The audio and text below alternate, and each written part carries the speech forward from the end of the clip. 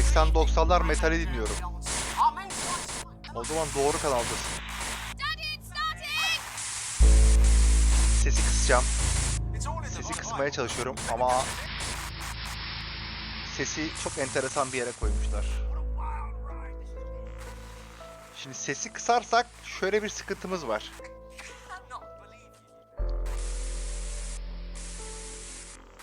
Çok geliyor mu ses? Gelmiyor değil mi?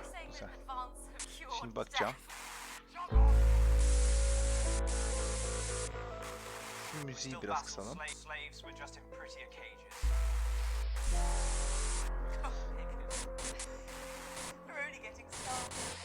Ben continue mu diyeyim, yeni game, yeni sıfırdan oyun açalım bence.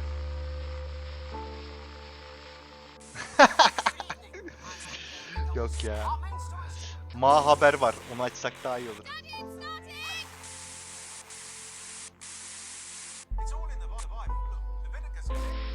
Sıfırdan açalım.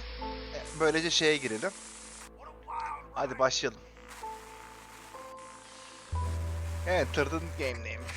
Cluster 1 TV.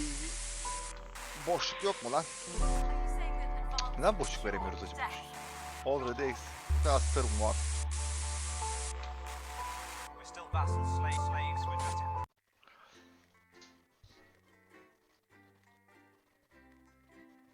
Ayrı ayrı.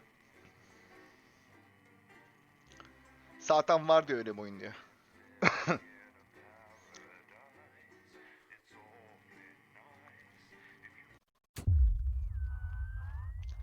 Day 1, The Election.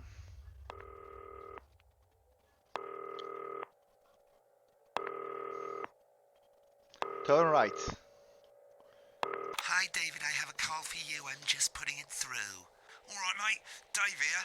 Listen, now I know you've only come in to clean up the place, but I've got a bit caught up, so you're gonna have to run the news tonight. Now don't worry. Diyor ben bugün gelemiyorum diyor. Haberleri sen takip edeceksin, yapacaksın diyor. Quick tour of the broadcast room, so if you're not doing it already, look forwards towards all those screens. Right, look up at the top. That coloured bar is your audience. Bu bizim audience'ımız. Viewers going up and not down. Underneath that, you've got the screens. The one on the right is the broadcast screen. That's what the viewers are seeing at home. Bu bizim yayın ekranımız. Bu da audience, yani o anki şeyi gösteriyor. İzleyiciler izler ya. Ne derler ona? Popülaritemizi. 1 2 3 4 yani 1 2 3 4 klavyede 1 2 3 4 tuşlarıyla buradaki ekranlara geçiş yapıyorsun. Sola baktığımızda fanı açıyorsun, Vision Mixer açıyorsun, VHS Regi açıyorsun, Speakers açıyorsun, Sound Desk açıyorsun.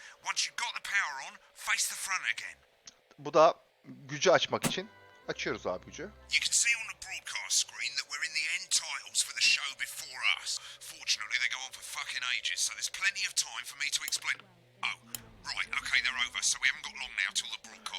Şimdi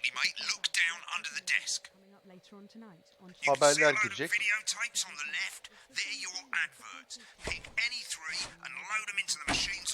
Bunlar da reklamlar, tamam mı? My Seri ne bu lan? My Salat Weekly. Tamam. 3 tane reklam koyduk.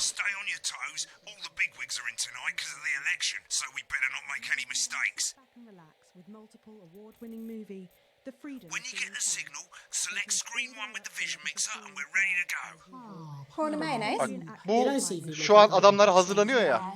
Şu da şu an kanalda olan durum, tamam mı? 10 saniye içinde giriş yapacağız.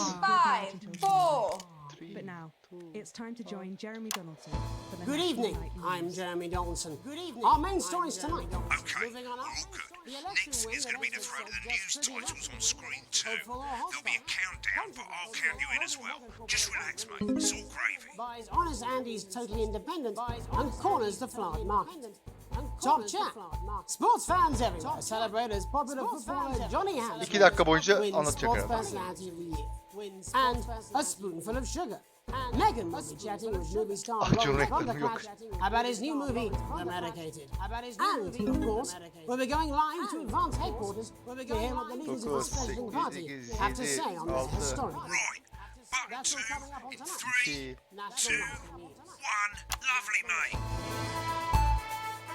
Next thing is to throw back to Jeremy with button 1 when that Reklam blur şimdi araya in the girdik. middle Haber arası var ya shrinks böyle down dönüyor ya. and vanishes.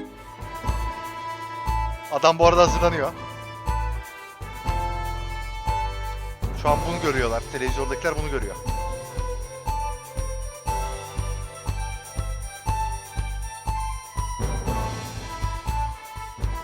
Here it comes. Switch to screen 1. Now. Lovely, mate. The votes are in, and it's a decisive win for Advance. The landslide. Listen, mate, we often get a bit of interference around this time of night, so keep your eye on the machine. Şimdi burada da anten durumunu ayarlıyoruz yayın gitmesin diye. Up and down, avoiding the interference using the yellow knob or your scroll wheel. Of a severe lack of actual policies and of being deliberately vague. Burada şu araya getirirsek yayın gidiyor. All considered to be Anteni ayarlıyoruz yani. overwhelming mandate, but have yet to appear publicly. Right, it's going well.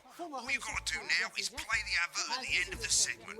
Make sure you don't play it too early or we'll all get fired. Now the clock at the top is counting you down to the advert. When it reaches 0, press one of the 3 play ad buttons over there at the bottom right. I normally play the first one at the first break and so on, but you can play them in any order you want. I'll count you into it as well, but keep your eye on the clock. We'll be going live to Advance HQ to hear the co-leaders' acceptance. And 3, 2, 2, 1, go! 1 minute back, everybody. Şimdi reklam koyduk abi. What? Why? Wanker Snatch is running late. Efsane oyun ya. Personally, I wouldn't try to confuse it with any big words. I thought that was our little secret. I'm deeply uncomfortable with your burgeoning friendship. Şimdi seyirci bunu izliyor, bizimki de burada. Wicked. We made it to the first ad break. You're doing great, mate. But this is where it starts getting a bit trickier. This next sequence is what we call a multicam sequence. Evet. Because you're going to be cutting between multiple cameras. Bayağı büyük to bir oyun keep bu arada. things interesting. A lot of it's down to personal taste, but here's 3 good rules of thumb. 1. Try and keep the shot on whoever is doing Şimdi the talking. 2. konuşma programına katılacağız. Kim konuşuyorsa ona fokuslanmam gerekiyor. Altlardaki çizgiler yeşil olduğunda onları seçmem gerekiyor. Try and throw in the odd reaction shot Şurada. or pull out to the wide Ama shot sen buradan for a bit takip just to edeceksin keep olayı. it interesting. 3.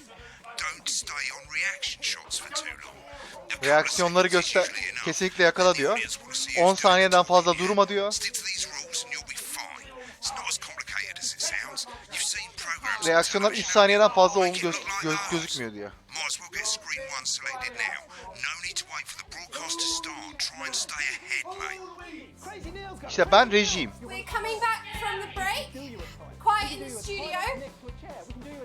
Thank you so 10 much. saniye var. 10 saniye içinde 1'e 10 geçiş seconds, yapacağım. everybody. 5, 4, 3, 2, 1. Welcome back to the National Nightly News. Later, we'll be hearing from shock election winners Advance. But first Get off, ready to go to Megan on screen 4. is here with a star of both stage and screen. Buraya geçeceğim. Megan? Thank you, Jeremy. Megan Wolf, culture correspondent. And today I have a guest who starred in everything from Shakespeare Right, to go the to shop Blunderclatch film on screen 3 when she says his name. by none other than Lawrence Blunderclatch. Thank you so much for coming on. Oh my dear, I do hope you believe me when I tell you. I do. Biraz erken geçtik. Today is a long Switch to 2 for the wide now. May I say, having you here with us is among ours. Right, now just try and stay on whoever's talking. Latest movie, which is called The Medicated. The medicated, yes. Wow, what was that like? Well, Wow, as what was I that said like? to Peter, That's Peter Jensen, the director. Give us a look at Megan's reaction. Wonderful chap, he really is. He's a wonderful chap. I've worked with him on several movies, all terribly successful. I Reaksiyon said to hızlı Peter, oluyor. No, all right then. what a wild ride this has been. What a wild ride this has been. I really meant that.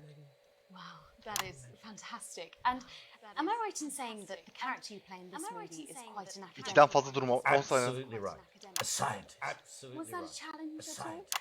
What exactly are you implying?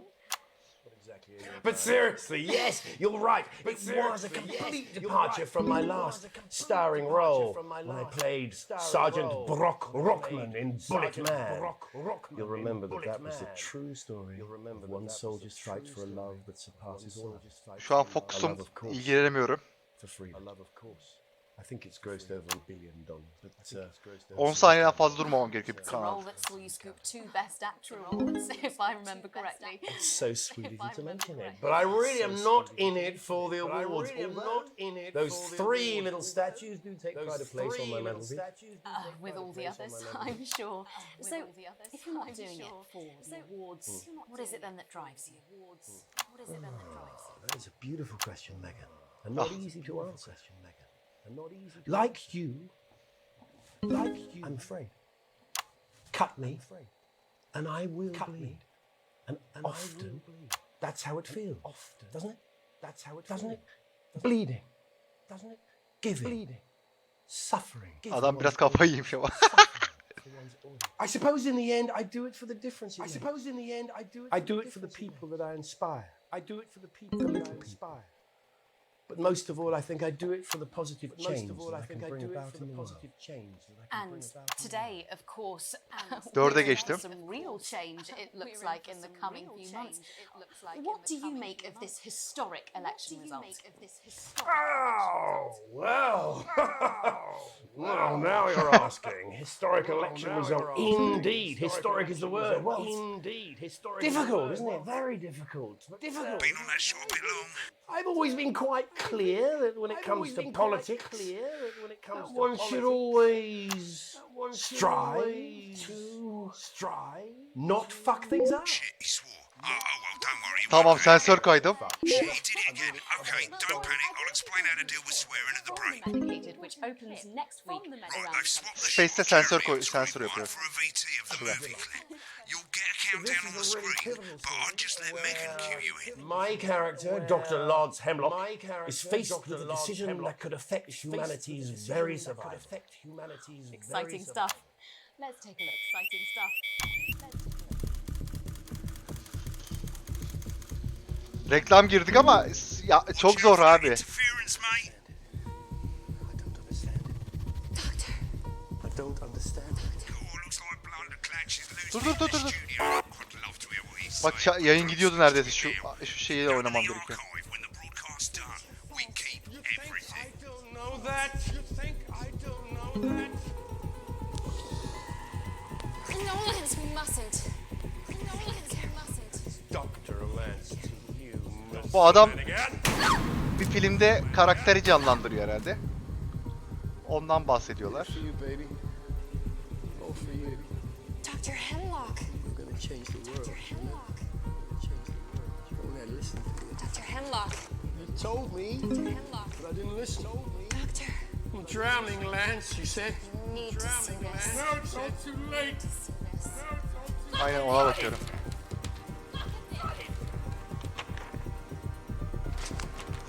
Allah. The sterility. Antene dikkat ediyoruz. This is the key. Stop it all. At the end of the clip, you'll want to play another ad. Remember to use the clock at the top to count you in. Ha 19 saniye var da ben de burada ecel telleri döküyorum bir yandan.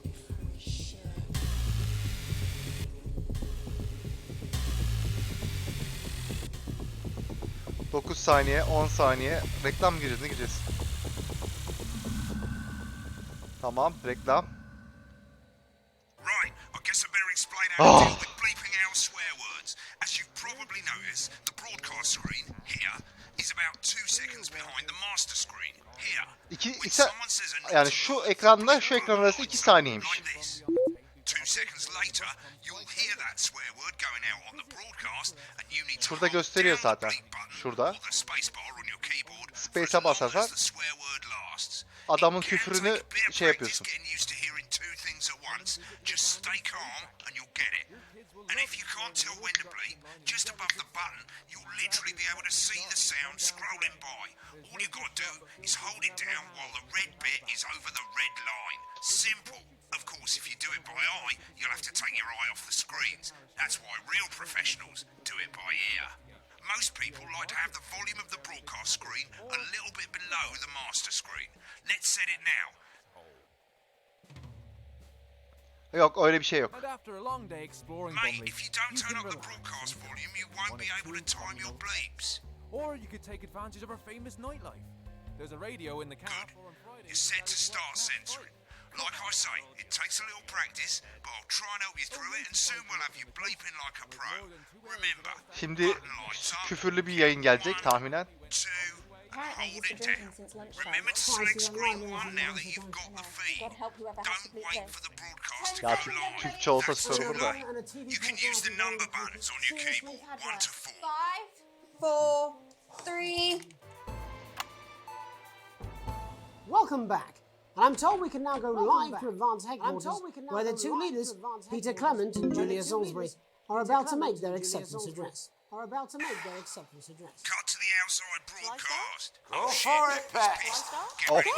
Kaçırdım. Thank you all for coming, and, well, where do I start? What a day. They said we couldn't do They it. certainly did. They used every dirty, low-down, lying southern bastard trick they had against us. But you, Küfür koyduk. you saw right through their shite. I'm sorry about the language there. Sorry about that. I've had a couple of celebratory pints. Makes me coarser than a granny's fanny. Coarser than a Memorably granny's... put. Nailed it. But to be honest, who can blame Peter for celebrating? Throughout the campaign, you've heard us say that Advance are not a political party. A party is what you have when things are going well. When the country is suffering, you don't need a party. You need a team. A team that can change things. But today is day one of a new future. A better, fairer Remember the future. 10-second So rule. perhaps we should all be celebrating. Except for the rich. For them, the party's over. They shouldn't Allah. be celebrating. Abi çok zor.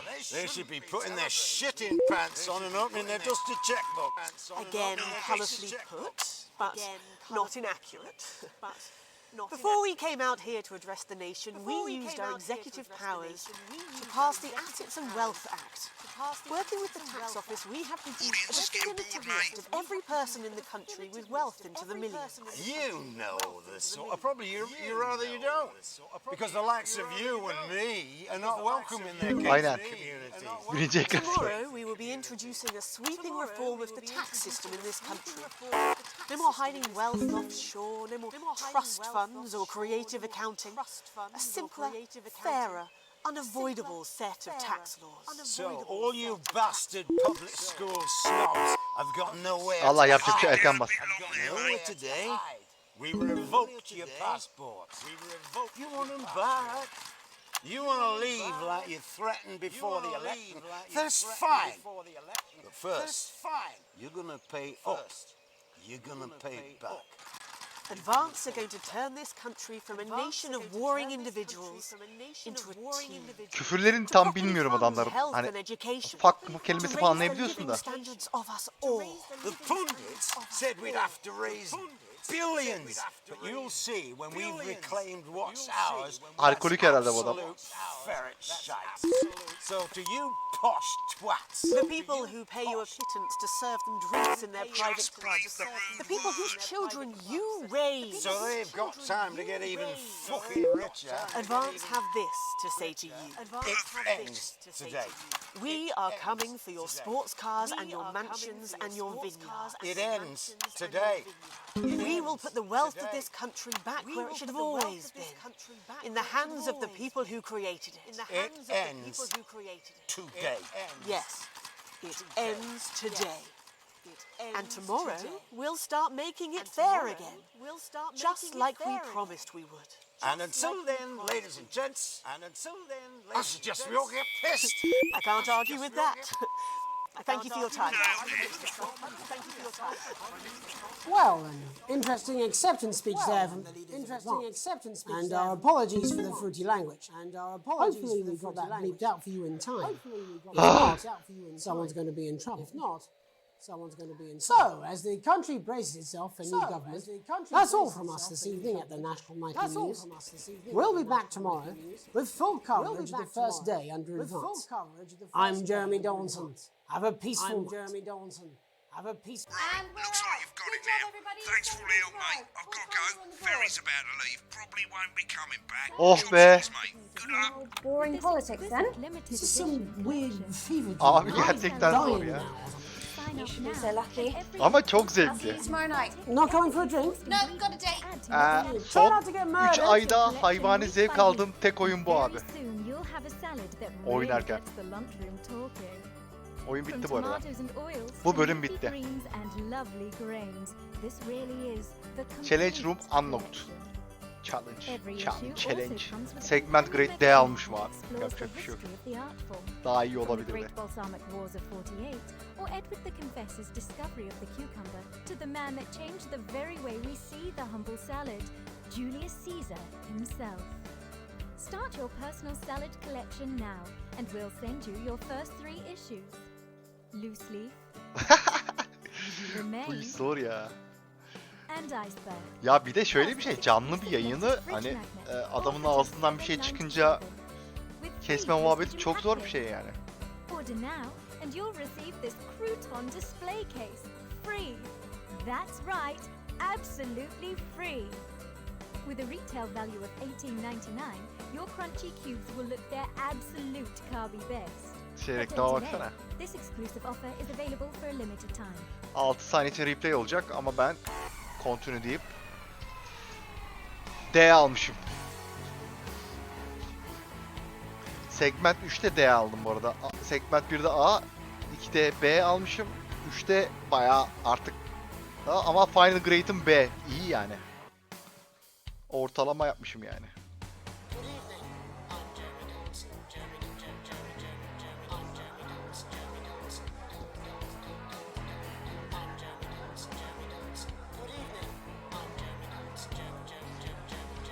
Outstanding censoring, some interface, editing was just terrible diyor.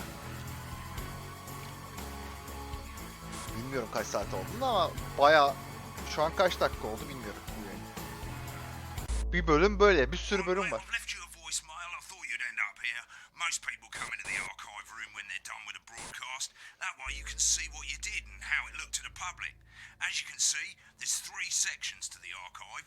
Broadcasts, that's what you've put out. Rushes, which is all the stuff that was on all the screens. And adverts, which is any advert that you've chosen to show. So let's have a look at the broadcasts. Okay. Broadcastlara bakalım diyor. D1 Direction Grade B aldım. Bunları önceden yaptım. Grade D, Grade C almıştım. Bunları gösteriyor. Bu benim geçmişteki şeyim. Mesela şunu tıklarsam, load tape dersem benim deminki yaptığım işi kaydediyor. Onu gösteriyor şu an. Let's take a look at what's coming up later on tonight on Channel 1. Bakalım ne At yapmış. 7 o'clock, it's the semi-final of the quotation game, and it's a nail-biting quiz tonight as a team of nuclear physicists take on 4 old ladies from East Grinching. That's followed at 8 p.m. by award-winning documentary series The Shape of Now, which tonight looks at the history of İş the başına New para Length Sock kazanıyorsun. and its importance during the Yani Great yaptığın işe Blackouts göre of 1871. Not one to puan miss. kazanıyorsun diyelim. At 9 p.m., sit back and relax with multiple award-winning Onunla movie da The Freedom of mekanını, Being Colin, o ekranlarını taking us all the way up to geliştirebiliyorsun. 11:15, where, as usual, Dr. Adrian Atkinson Blimey will be grilling his guests in Incisors, and tonight sees a return for leading economist Katie Brightman. Finally, at midnight, it's the National Weather Report before we say good night until tomorrow. But now, it's time to join Jeremy Donaldson for the National Nightly News. Ben gireceğim. Good evening, I'm Jeremy Donaldson. Benim yaptığım Our şey. main stories tonight. Moving on up, the election win that experts said just couldn't happen. Hopeful or hostile? Controversy as global mega... Hızlandırma var.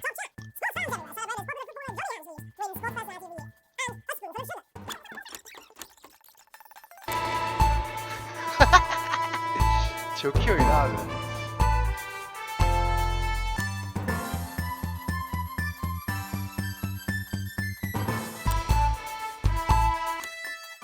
Bir de retro yani şu an. But first, the votes are in and it's a decisive win for Advance. The Oh, yeah. landslide victory, with an astonishing 81% of the popular vote, is the biggest election win in living memory. Advance appeal to voters up and down the country.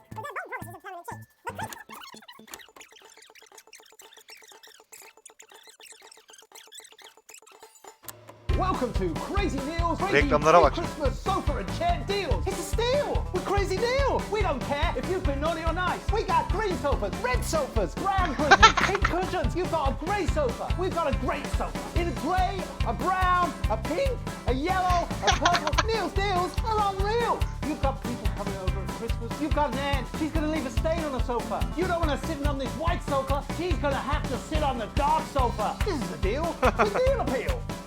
You want to throw? Throw your money at us. We'll give you a leather sofa for a price that is just great. Tüm paranızı bize verirseniz leather sofa alacak. Then strike whilst the lightning is hot. You've got a disused sofa. We don't care if it's smelly, stuck in front of your telly, full of welly. We'll take that shit away. Don't make a meal out of it. Make a deal out of it. We got a big ass deal on a big ass chair. We've got white chairs, blue chairs, stools, inflatable chairs. This is a crazy deal with Neil appeal. You don't want no lame ass chair. You want a great chair. We had a man come down the other day and he brought in his young daughter and he wanted her to have the best chair. We got those chairs. We got more than those chairs. We got tall chairs, chairs on wheels, wheelchairs. We got chairs between, chairs made out of steel, chairs that are steel and a deal. We got those chairs. You want crazy? We got crazy. Crazy Neil's got crazy deals. You want a toilet? We can do you a toilet. We can do you a toilet next to a chair. We can do you a chair next to a toilet. Hell, we can even do you a toilet chair. So you come on down, you bring your ass, we've got it, you want it. You want it, we've got it, you want it. You pay us. You want it, we've got it, you want it. You want it, we've got it, you pay us. Of. Nasıl berbat bir reklam ya. Welcome back to the National Nightly News. Later.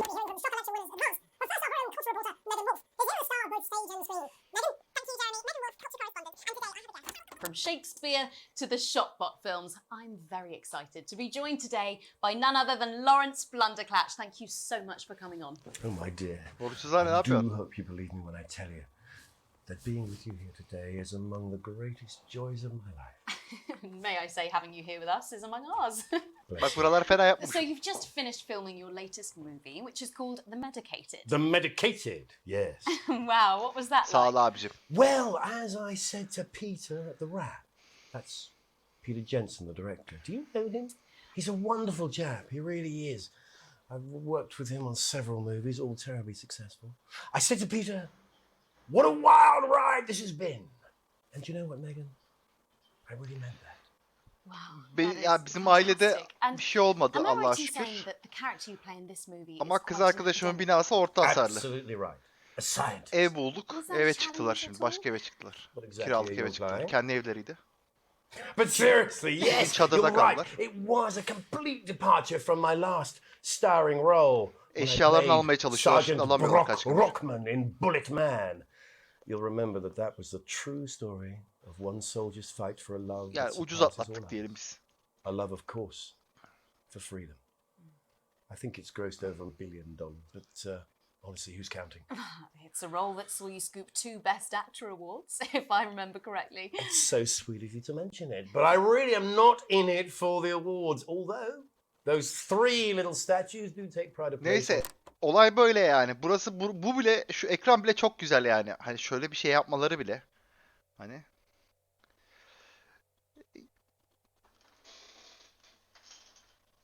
Ya işte devam etmek zorundalar abi.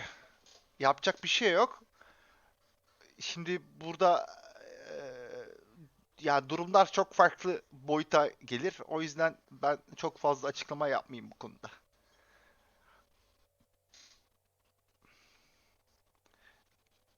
Yani yapacak bir şey yok. Bunu da herkes unutacağız. İnşallah bir daha başımıza böyle bir şey gelmez.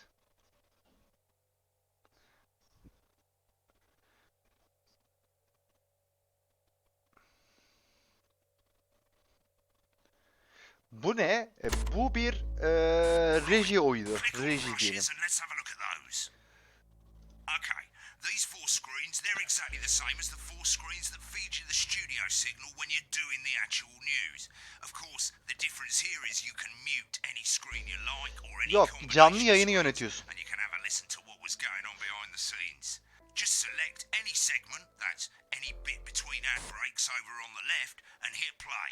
When you're done Corn chilling and out mayonnaise. backstage, You don't Bu see şeyi figures in gösteriyor. costumes. Yeah, thought it might be some viewing figures. Every day, you Bu şeyi gösteriyor. Yayında olmadığımız zamanki offer me muhabbetleri prawns gösteriyor. every day. 10 seconds, everybody. That's how I show love. You're trying to kill me. And yet you persist, going in 5, 4. Good evening, I'm Jeremy Donaldson. Our main stories tonight. Moving on up, the election win.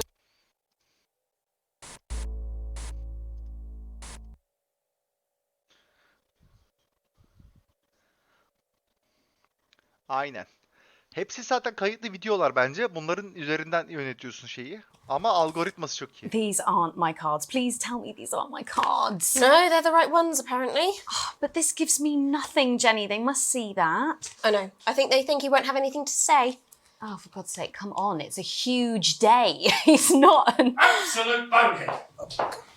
I don't care, Rob. I'm not doing it.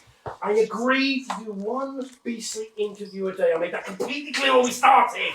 Check my contract. Hi, I'm Megan. Oh, piss off. You're on thin, bloody ice, Rob. Whole wheat, man. Whole wheat. We're coming back from the Adam break. psikopat. Quiet in the studio. Thank you so much. Ses çok açık ya. Neden 10 bu kadar seconds, bağırıyor? everybody. Şu kısayım biraz. Going in 5, 4, 3. Ulan kısıyorum yine yüksek. Welcome back to the National Nightly News. Neyse. Böyle gidiyor. AdWords'te reklamlar. Bu My Salad reklamı. Hadi oynatalım bakalım. Adam kıl kıl. Celebrate the classic age of salad with this exquisite limited edition collection. My Salad Weekly.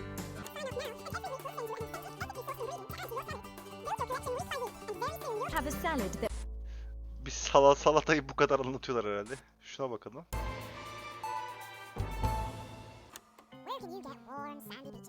Clear waters and fine dining. Well, we're not sure, but here in St. Bumley on the Tyne, we've got a big hill and the bus comes twice daily. Visit picturesque St. Bumley this summer and Experience a holiday that's simply unlike any other. Burayı diyor, bu yaz diyor, gelin diyor, burayı diyor, ziyaret edin diyor. Çok güvenli diyor falan diyor.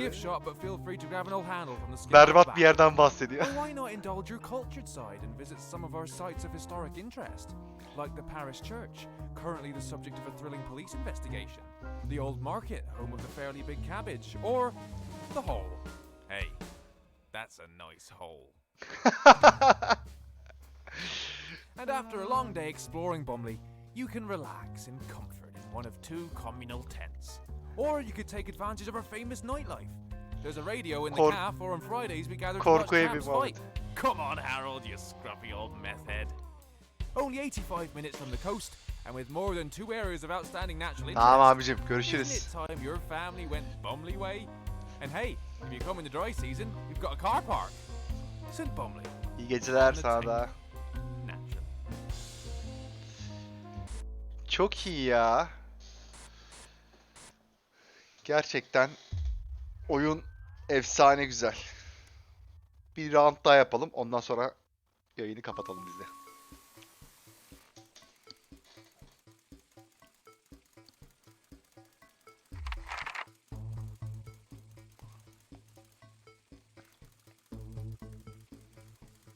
Your name Alex Wilson.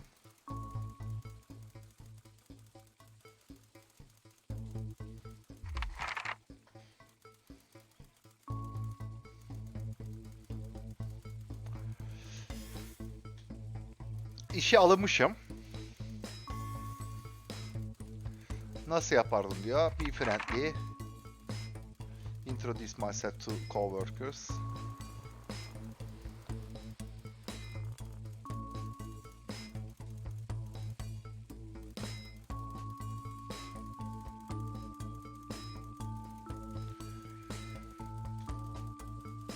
Önemli bir belge ne? Confident information. Bir belge kayboluyor. Ne yapardım diyor. Report evaluation to your supervisor immediately derdim.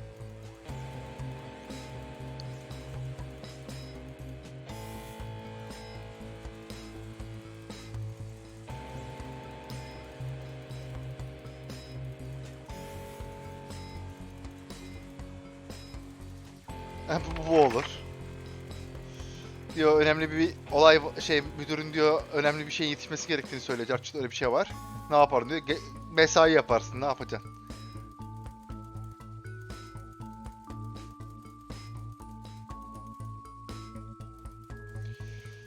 It's an annual company barbecue and your family have been invited. You looking forward to enjoying a nice with friends and family.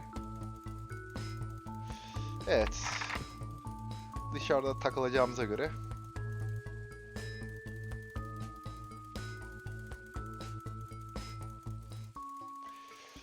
Emekli olursan ne yaparsın diyor. Ne konuşması yapardın diyor.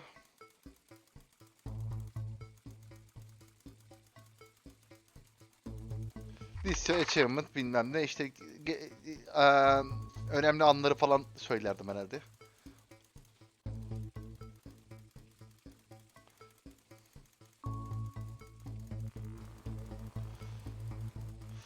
Boş zamanda ne yaparsın diyor. Müzik dinlerim.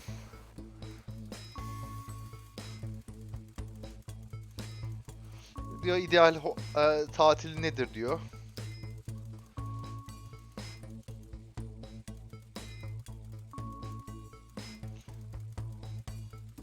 Doğayla iç içe bir tatil tercih ederim. Devletlerin diyor insanları diyor nasıl en önemli şey nedir diyor. Devletlerin insanlar üzerindeki önemli şeyi. Bence cool. Sign your name.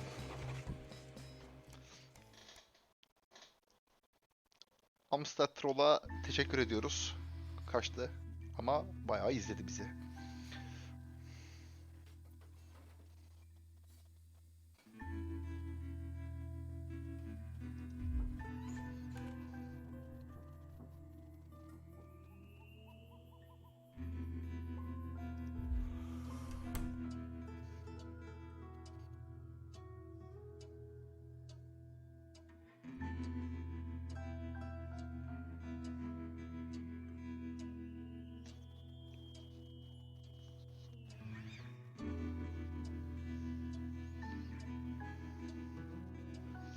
Tamam.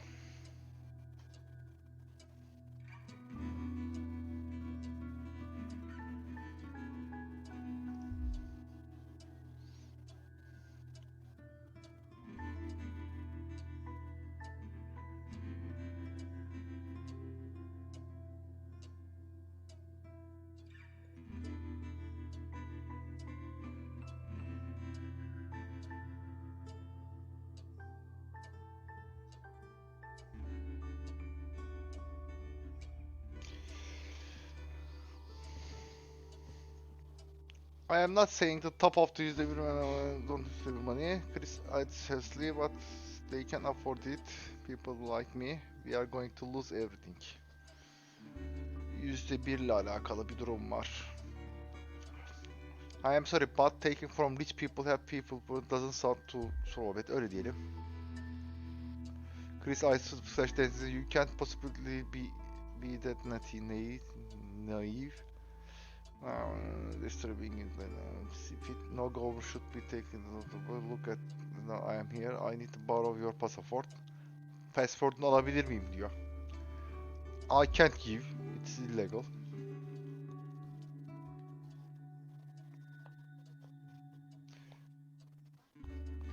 Benimkileri aldılar diyor. Biz birbirimize çok benziyoruz. Ayağı yapıyor.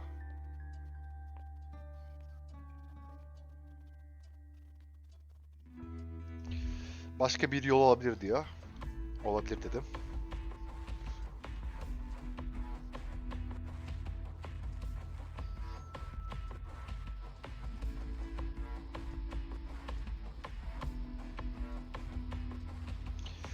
Bu diyorum şeylere aykırı.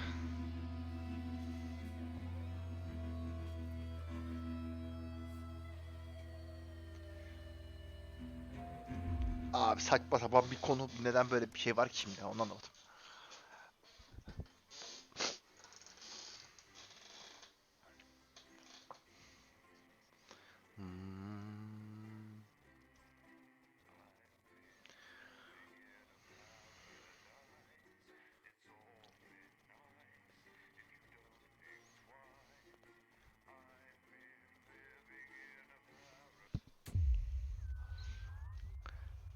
Day 8'ti Fallout. Day 8. Evet, hemen sağa dönüyoruz. Telefon açıyoruz.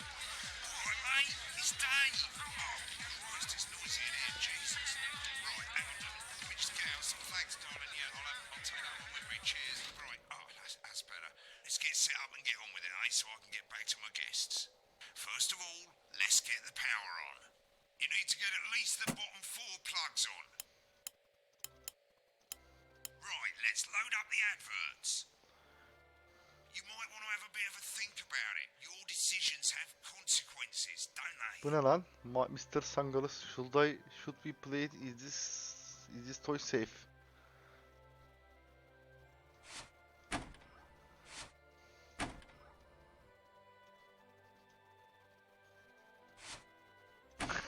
Bakalım ne olacak. En sona koydum. Right, you can see they finally got the old headline system up and working again, and the vision mixer's already in headline mode because headlines always come at the start. It's really simple, mate. These 2 buttons at the bottom of the vision mixer, you can see they now have A and B on them, and they're to help you pick image A on the left bottom screen here, or image B on the right bottom screen here. It's really simple. This little clock here will count down the number of seconds you have to make your decision. Provided you make a decision in that time, you're fine. And you can change your mind as much as you want until the clock reaches 0. But if you don't make any decision, you'll be fired before you even get to make another choice. I just want to say one more thing, mate. The pictures you choose to show of these people, well, that's how the public is going to perceive them, and that's going to affect their lives. So like with the adverts, choose carefully. No, And we're off. Good luck, mate. If I get time, I'll call you back in the next break. Wow, eğlensen biz yaparız yayını. Finally tonight, Is this at 10 Janet who p.m., thinks dogs it's a have bit their of own escapism secret language? with Lawrence Yeah, the one that Fishburne's mistrusts the moon. acclaimed action 10 movie, seconds, Will It everybody. Man, Not the best taking source us of up to the consumer National Weather advice, then. Report and Don't blame close me down when it at a explodes. quarter Going past in midnight. 5, But 4, before all that, 3. it's time to go over to Jeremy Donaldson for tonight's National Night Good evening, News. I'm Jeremy Donaldson. Our main headlines tonight. Destination unknown. At the end of Advance's first full week in office, we ask exactly who's leading this charge. Tonight, I'll be discussing what the new future might hold with a leading economist and radical free thinker. With the Assets and Wealth Act on the brink of raising living standards for the vast majority of the country, I'll be asking my guests if we're on the way to a new future. Out with the old, Remington's fist have appointed Sophia Remington as their new CEO. The following photo, taken from our archive, gives us a sense of this influential young firebrand who, at the tender age of 23, becomes the youngest female CEO in history. Sophia Remington has always impressed. She was top of her class at university and graduated with the highest honours, immediately being asked back to lecture. The markets have responded favourably to Sophia's appointment, with stocks rising 30 points in light of the announcement. In her first press conference this afternoon, Sophia announced a children's toy named Mr. Snugglehouse. Sophia promises it'll be all the rage this Christmas, but concerns have been raised about the product's safety, making a splash. Intrepid scientist Dr. David Wall and marine biologist Ingrid Swarsborg and Horgensford have today set off to explore Dante's taint. The recently discovered cave system was previously thought unreachable, but thanks to a new breakthrough in underwater flower technology, the pair hope to successfully reach the imposing central cavern Resimleri and the seçiyoruz. undiscovered plant species it contains. Many were surprised that the two scientists, who've shared a fractious rivalry for many years, decided to undertake this expedition in each other's company. However, the two have released a joint statement in which they opine geniuses don't have to like each other to achieve remarkable results. Playing the field, rumours abound as sporting legend Johnny Hamsleeves is snapped leaving Bush, one of the capital's hottest clubs. The footballer was caught while out celebrating being named Sports Personality of the Year last week, as reported by this very programme. And judging from the angle and velocity of that spray, it looks like Johnny may have been celebrating a little bit too much. I certainly wouldn't want to be his dry cleaner. And grievous bodily charm. With advance promising a radical new position on crime, how afraid should we actually be? I'll be going live around the country to talk with people who've seen the criminal justice system from every perspective. With more and more people saying they're scared to walk the streets alone at night, could this be exactly the right time for Advance's new approach? All that, and Megan Wolf with a group of young actors already experiencing the positive side of the new Assets and Wealth Act firsthand. They'll be talking and performing later. That's all coming up on tonight's National Nightly News.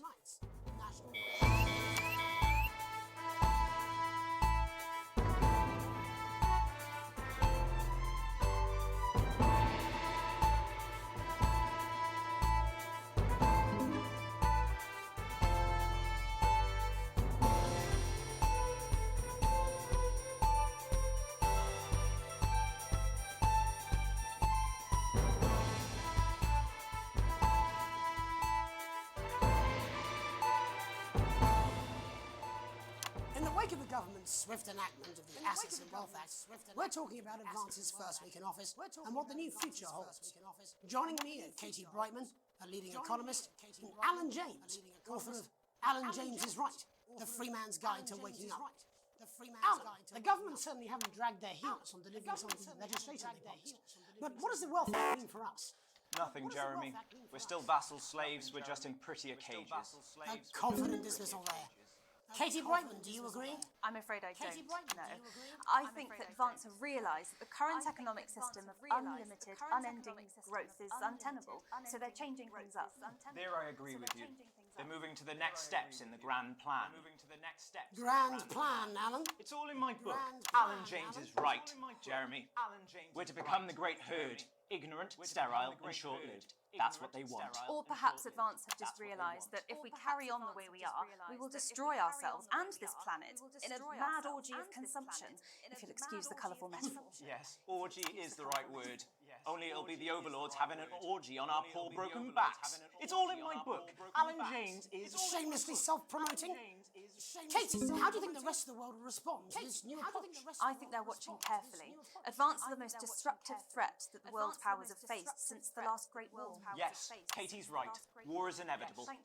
And this will not be a war like we've ever seen before.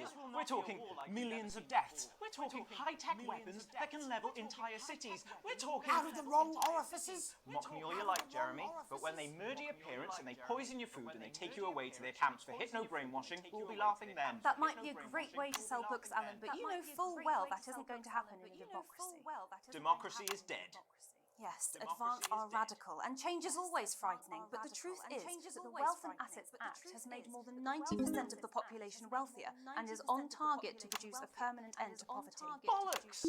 What this young lady doesn't understand, Jeremy, is that these are the same people. Maybe they've rebranded, but it's all a little circus act to keep us from seeing the tyrant behind the curtain. That's where you're wrong, Alan. For a start, they've mobilised the youth vote like we've never seen before. You say mobilise, I call it grooming. The grooming of an entire generation to walk happily into eternal bondage. They're like psychic paedophiles. But based on the facts, Katie, what are your predictions? The Assets and Wealth Act is only the first step. Advance now have a historic budgetary surplus, and as well as properly funding our public services, they're already funneling unprecedented amounts into scientific research in the arts. Or, as I call them in my book, Frankenscience and opiates. Like opiates. See? Can we get back to the issue at hand, please, Alan? This is the issue. It's all coming from the water, the chemicals, they're pumping it full of belief juice. Don't get me wrong, I want to see these changes, but only if they're sustainable. If Advance lose their power after spending half of our GDP on dismantling infrastructure, that could be catastrophic. The catastrophe is that they're succeeding. They've got us sat here talking about their puppet show. All right, we're running out of time. Quickly, Alan, what does the future look like to you, Alan? A bleak space where we've all been figuratively sodomized into submission. No, of course. Katie? We might be on the eve of a brave new world. God knows we need some change, but we need to be cautious. Let's walk forwards with our eyes open. Two very different visions of the future there. Alan James, Katie Brightman, thank you for joining me. When we come back, I'll be investigating law and order before Megan meets some beneficiaries of the Assets and Wealth Act. That's all coming up tonight on the National Nightly News. 1 minute back. You know, I think I might do some good.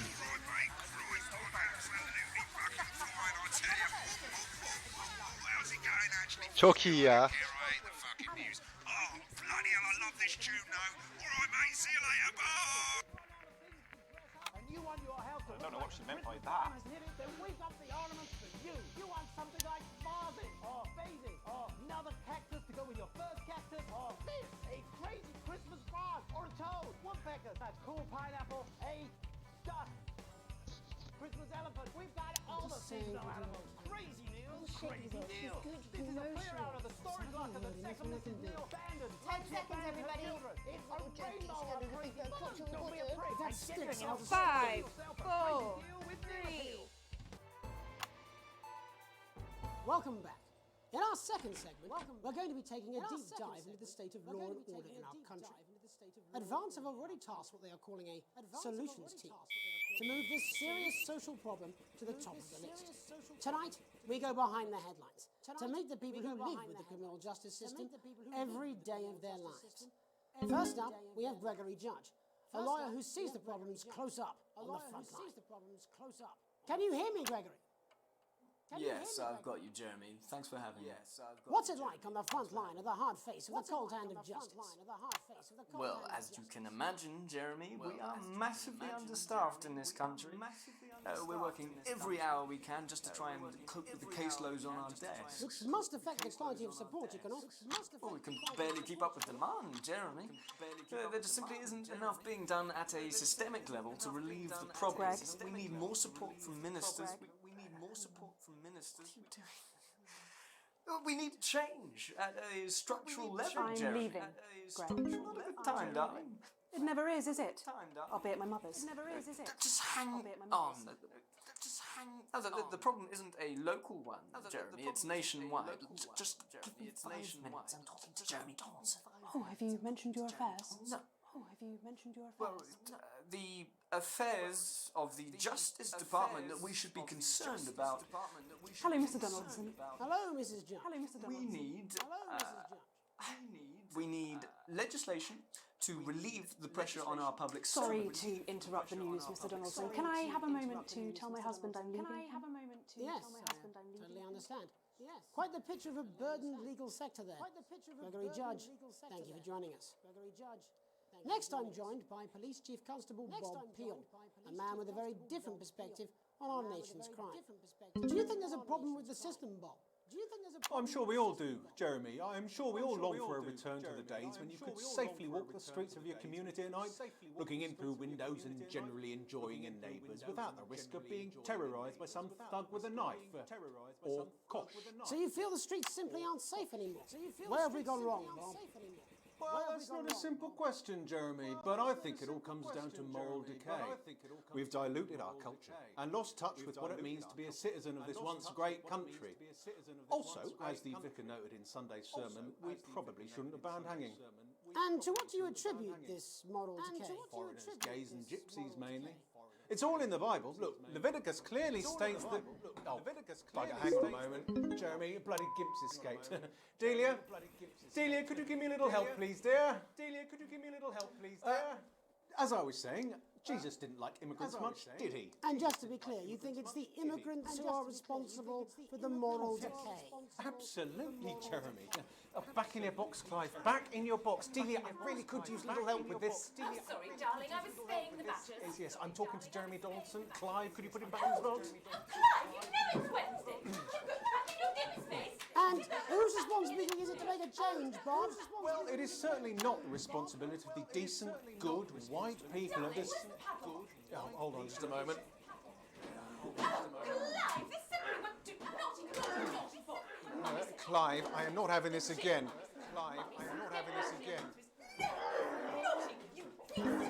As I was saying, Jeremy, moral decay. Crime is the responsibility of the criminal, no one else. Look, everyone has a sob story, but we don't all end up as barbarians, do we? Look, when our daughter Alice comes home with an A-, does she go on a killing spree? No, she takes 3 of her pills and hides under the stairs like a normal child. Thank you, Bob. Bob Peel there, really locking down the police's position on morality. And finally tonight, hopefully uninterrupted, it's time to get to the heart of the matter. Tony Dawson has recently been released from prison after serving 3 years for aggravated assault, burglary and menacing assault. He's agreed to talk to us today, which is also, I believe, his birthday. Many happy returns, Tony. Many happy Cheers, returns, Jez. Call me Titwank Tony. Everybody else does. No, I'm not going to be doing Everybody that. else does. Can you tell us what it's like in prison, Tony? Can you tell us what Titwank it's like Tony. in prison? Prison's a mixed bag. Structure's quite nice, but it's a constant battle against institutionalisation, as you can imagine. And obviously, Titwanks are quite hard to come by. I'm picking up that you're not alone there, Tony. I'm picking up Titwank that you're not Tony. alone there. Yeah, sorry, my friends are throwing me a surprise party. Good bunch of lads. Okay, well, we're trying to of get lads. back to that party as soon as possible. First, let me ask you this. Do you feel that your time spent in prison helped to rehabilitate you in any way, Tony? Titwank Tony. I don't think it's as easy as that, Jez. I don't think it's as easy as that, Jez. Yeah, I think asking that is an oversimplification. It sounds like it's getting quite busy there, Tony, but let's try and soldier on. Since leaving custody, have you been able to find a new job? Yeah, all the boys are here. Big Chris, Little Chris, and Vampire Chris. Little Chris, and Vampire Chris. This one's, yeah? One sec, love. Titwank Tony's on the news. One sec, love. Rehabilitation's difficult with the current system, Jez. It's just not set up for it, you know? It's inherently unjust. It's inherently unjust. So, do you feel tempted to... I'm sorry, who's this now? You are joking. Chrissy Free Bollocks has only got Mr. Fancy, oh. Only got Mr. Fancy. What now, fellas? I'm on the news. It seems like we've caught you at a bad time. I can't really hear you, mate. It's getting a bit busy here. Yes, we seem to be losing the signal here, Tony. Fucking way, Las Bolitas! No, we're just trying to get that signal back. I think we... Yes? Tony? Tony, I mean, we're literally away for 2 seconds. How has this happened, Tony? Can you hear me? Well, we seem to have lost our train of thought there a little. Hopefully you, the viewer at home, have managed to gain a broader understanding of the serious and complex issues around law and order. After the break, Megan will be live with some plucky young thespians. Don't go away. We'll be back after these messages. 1 minute back, everybody. Mate, I ain't got long and I'm quite drunk. It's been a great night. In this next section, there's a bit of music. If you edit in time with the music, you can see the result on the vision mixer, and the public will love that. Don't worry if you don't, though. You won't get punished for it or nothing. Just try and stay in the groove. Also, one last tip. When the music starts, turn down the broadcast volume. Right, enjoy the music bit. God, I love music. God, I'm so pissed. I think I might go and throw up in a bit. Come on, it's welcome back. How hard can it be? This is on you. 10 seconds, everybody. Open Megan. Camera 2. Going in 5, 4, 3. Welcome's Black. I'm Megan Wolfe, and on tonight's Culture Spot, I'll be chatting with one of the first beneficiaries of the Assets and Wealth Act, a team of inspiring young people from Scritchford Sixth Form College, who today received a grant from Advance to take their play, Hey, Friendship, on a tour of local secondary schools. Welcome to you all. Well, let's start with you two, Harriet and Charlotte Winstanley-Hamilton. Girls, you must be thrilled. We are, Megan. We're overwhelmed, to be honest. And I believe you two are sisters, is that right? Yes, Charlotte's my oldest. I'm the older, more popular one. Harriet and Trey were really the ones who came up with the whole idea. So, Harry and I were shooting the breeze in the cafeteria, and I said, hey, let's actually do something. So I went to look for a drum teacher. But she'd been laid off due to budget cuts. Fortunately, I directed a pantomime when I was at university, so I knew the ropes, as it were. Oh, right, yes, but you're the maths teacher, aren't you? Yes, that's me, Jeff Algebra, maths teacher. Maths is really important. Oh, thanks, Steve. Maths is really important. Yeah, thanks, Steve. As is theatre. It's one of the oldest art forms in history. Aristotle believed. I just think that when we travel around all these problem schools and the poor kids see us, they say, hey, I really want to be like those attractive kids. And that's a very beautiful and powerful thing. We touch our audiences, and they touch us right back. I suppose with a surname like Algebra, there was really only one choice of career for me. My wife, Angela, and I, we often laugh about it. Angela Algebra. Yes. Angela Algebra. Yes. We just want to bring a bit of song and joy into people's lives. And teach people about the difficult issues. The issues in the play are what really matter. And I think you're going to be showing us an extract from this play, aren't you? That's right. Put in context, I play a young first year who's having some troubles at school. Her character doesn't actually have a name, yeah, because in a way she's like all of us. It's like a metaphor. Maybe she's you at home, or like maybe she's you, Megan. Maths is really important. Yeah, thanks, Steve. Put it in, coach. Yes, thanks, Steve. Put it in, coach. Right, well, I'm going to have a little chat with your teacher while you run off and get ready. I can't wait to see it. Get ready. I can't wait to see it. That's it, that way. That's it, that way. So, Jeff, when did you first hear about the grant? 2 days ago, a letter from Advance arrived at the school. Now, the headmaster thought it was all a prank, but his secretary retrieved it from his bin and brought it to me.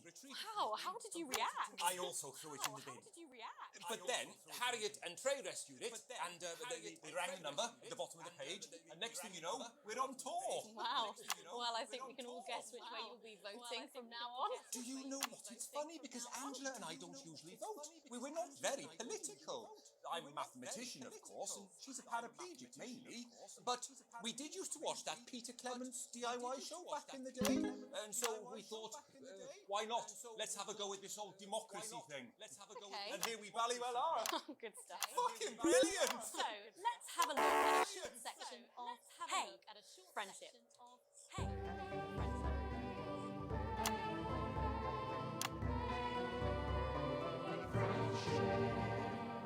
Dear Diary. I'm not sure I can take another day at this school. Another day of tears. Another day of tears. Another day of fears. Another day of fears. But still I walk the corridors alone. Dreading what might be around every corner. What's around the corner? What's around the corner? What's around the corner? Hi, Gary. Oh heavens no! It's Gary the Fist. Oh heavens no! Gary the Fist. Gary the Fist. Going somewhere, little first year. Great. I've been looking for some poor victim to bully all morning. But will this make me feel better about my violent father? Excuse me. I'm late for maths. It's my favourite subject. It's so important. Maths is for losers. What? Maths is for losers. My arm's stuck. Just keep going for fuck's sake. Right. Just keep going. Maths is for losers. Now, give me your lunch money. Now. Double lunch for me today, but why am I only truly happy when I'm eating? Why am I only truly happy when I'm eating? Not today, Gary the Fist. Not today. What do you mean not today? Who are you? What do you mean not today? My arm's free coat. Brilliant, keep going. My arm's free coat. Brilliant. Who are you to stand up to me? I'm Gary the Fist. And you're just a sad little girl with two gay dads who's all alone. That's where you're wrong, Gary the Fist. These are my two new friends. Vanessa is captain of the netball team. Yeah. And Blake owns a motorbike. Yeah. But I can't fight all three of you. And I don't have any friends of my own.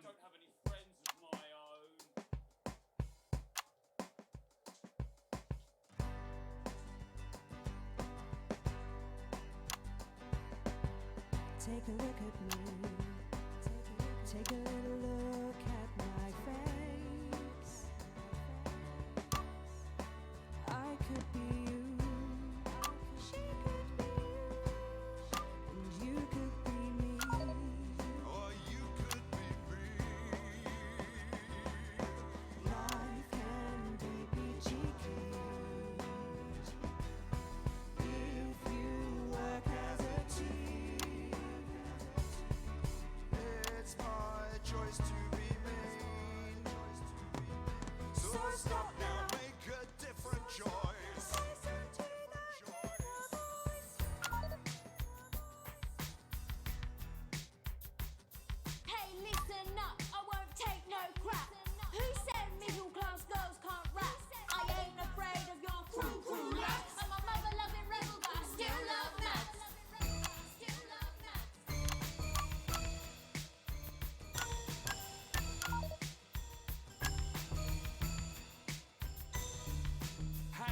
kids, I'm Gary the Fist. People think the folks like me probably shouldn't exist, but that's just prejudice, and I'd do better if you knew the way that I became Gary the Fist.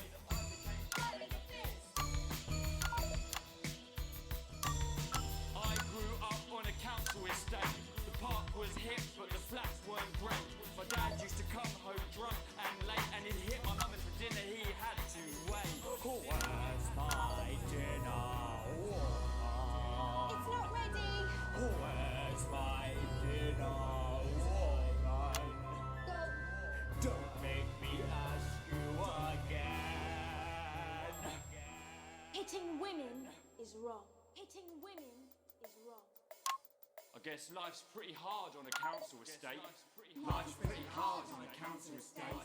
Life's pretty hard on a council estate. Life's pretty hard on a council estate. Life's pretty hard on a council estate. Life's pretty hard on a council estate.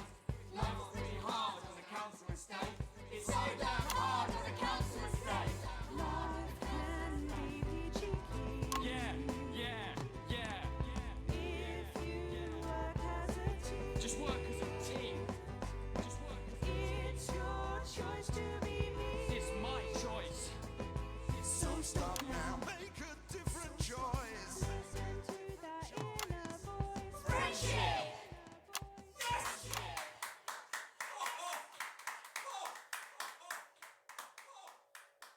Well, thankfully that's all we have time for tonight on the National Nightly News.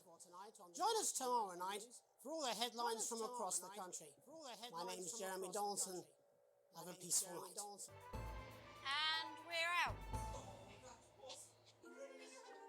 What the literal fuck was that? I believe that was art. I believe I've got a 14-inch cock, but doesn't make it so. I have a similar belief about an adequate paycheck. Oh, someone please get these twats out of my studio. And his incredible real-action eyes. It's no wonder Mr. Snugglehugs is the gift your child wants this Christmas. All the other kids have got one. That's right, little one. You don't want to be left out.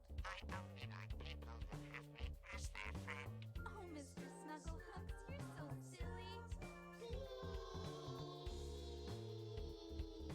Mr. Snugglehugs in stores now, selling out fast.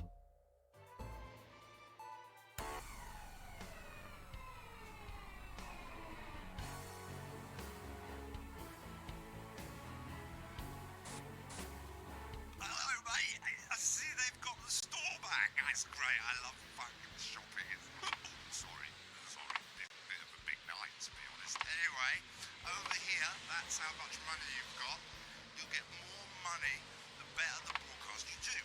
These tabs take you to the bits and pieces and sections of the store. You can fix stuff, you can upgrade stuff, or you can just buy really cool stuff to put around the studio. Right, mate, and the final thing you've got to know, if you want to buy something, you just click on it and go ka-ching. But there's no refunds. No refunds, so take care, make sensible decisions. Don't be like Dave. And I'm Megan Wolf. Good evening. I'm Jeremy Dawson. I'm Megan Wolf. Megan Wolf. I'm Megan Wolf. I'm Megan Wolf.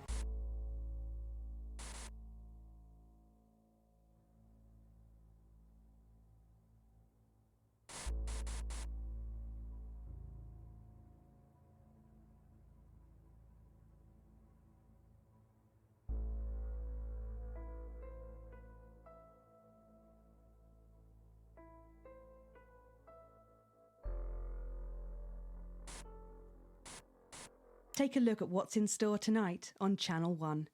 Kicking off our evening schedule is a retrospective of the best moments from Peter Clement's Just the Job, reminding us just how our new Prime Minister became so popular in the first place. Following that at 9 p.m. Tonight, we're on the way to a new future. Remington's their news, photo taken from our archive, gives us a sense of this. Sophia Remington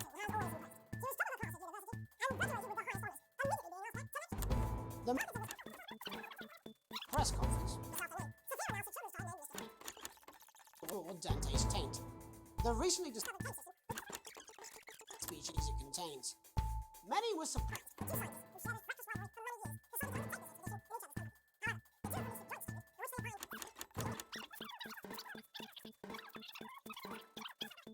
And judging from the angle and velocity of that vibrating a little bit too much, I certainly wouldn't want to be his striker. His bodily charm. How afraid should we actually be? I'll be going live around the country. Alone at night. Could this be exactly the